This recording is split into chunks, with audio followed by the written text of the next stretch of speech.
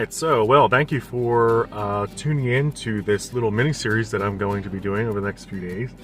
The reason I'm doing this is because I'm not really traveling right now. I'm staying with some family and taking a few days off the road, so I thought I would do some more non-exploring type videos. So today I wanted to talk about one that I feel like would be pretty important for most people who are doing van life and want to do this full time, especially people that need access to internet. So today will be about how I find Wi-Fi and how I upload my videos and contribute to YouTube.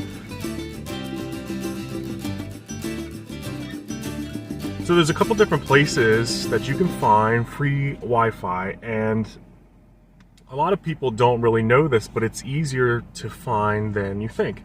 I'm sure the most obvious one that comes to mind is, a restaurant or a fast food place. And that's very true. A lot of restaurants offer, guest Wi-Fi while you're there eating. Fast food places are really known. Most, I would say, if not all, fast food places offer some type of guest Wi-Fi. The only drawback with that is it's not very good Wi-Fi. It's Wi-Fi, but it's not the quickest, so not necessarily a place that I choose to upload my videos because it would just take forever. I have found that Arby's, surprisingly, has some of the quickest Wi-Fi compared to other fast food places like McDonald's and Burger King and Wendy's. So if you can find Arby's, they have pretty good upload speeds. The other one would be, a restaurant other than fast food. Your major chains, Chili's, TGI Fridays, Texas Roadhouse. A lot of them have guest Wi-Fi, but who wants to be on their computer while they're eating dinner? Because of COVID, it's become a little bit more difficult to find fast food places that allow you inside. So sometimes you do have to park outside, which, again, just lessens the effectiveness of your Wi-Fi service. The next one, and it's a really good one, it's very reliable, would be at a public library. Most towns, even small towns, have some form of library.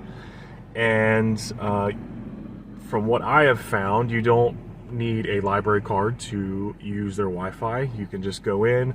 It always helps to ask. Just say, do I need a card to access Wi-Fi? But most places, they have desks and tables that you can sit in and places to charge your stuff. So it's really reliable for that. The only issue that I have found is, their hours are very strict. Usually libraries are open between 9 and say 5. So, excuse me. If you need to upload something at night, it's not the greatest option, but during the day, it works out pretty good. Plus there's books that you can check out, and it's just a really nice quiet place to hang out too. Option number 3 would be, establishments that aren't restaurants, so hotels, car dealerships, public, maybe government buildings, things like that have Wi-Fi. They get to be a little bit more tricky because, unless you're not there to, be doing something in the building, like you can't just walk into a hotel and sit down in the lobby and turn your computer on, but those have kind of greater range, and it's a little bit easier to park outside of the building and maybe get a little bit of connectivity. Another one that a lot of people don't think of is like bus stations, train stations, airports, even some colleges have, they have campus-wide Wi-Fi service. It's not always accessible, but sometimes you can access it. So it gets a little bit more difficult at that point.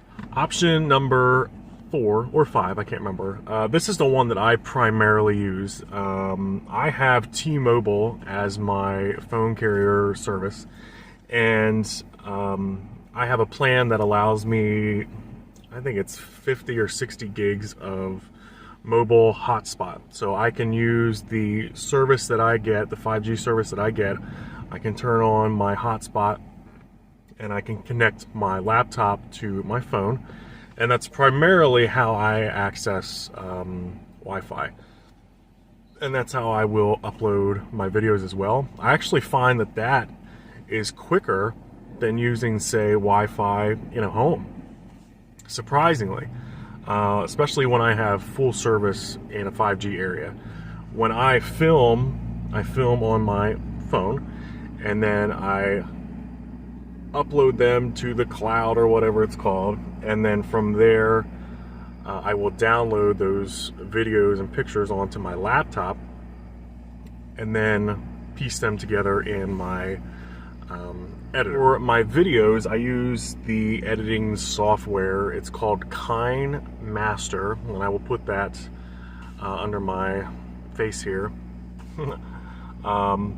It's really straightforward, really easy to use. I downloaded several types of things before I left, and this one seemed to be the easiest for me. You can add music, and you can add, you know, talk over points. I'm messing this up because I don't know the the actual terms of what I do, but that's the software that I use. There's several different other ones. I know that Apple has a movie creator type thing. I think that comes standard on their phones. I'm not sure. I'm an Android user.